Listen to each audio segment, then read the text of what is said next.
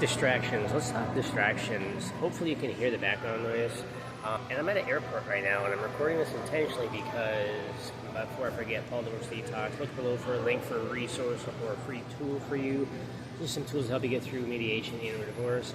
But before we go any further, I want to talk about distractions. And what I mean by distractions is that when you're working on separation or divorce, there's a lot of stuff in the periphery, meaning the area surrounding you that can go on, whether it's music, whether it's people walking by you, what have you.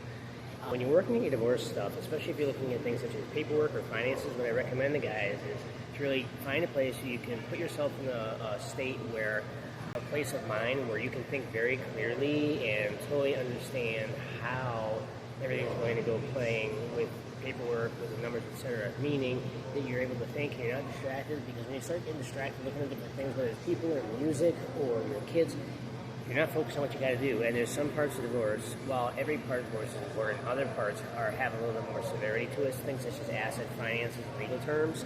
And the statement I just made is rather generic, and so for some guys, all of divorce is critical, has equal weight. For other guys, it doesn't. That's why I kind of frame it that way. But what you want to be aware of is where you are at, where are you sitting, where do you have your computer out, your paper, your pen. Because if you're in an airport, for example, you got all this noise going around, is that the best environment for you? Because if it is, cool. If it's not, move. You want to be focused, guys, when you go through.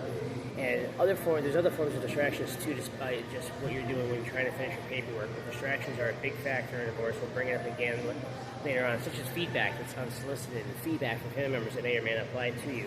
But as far as when you're working on the actual nuts and bolts, the practical part of your divorce, just remember, find yourself, locate yourself, whether it's a library, a home office, maybe a cubicle somewhere.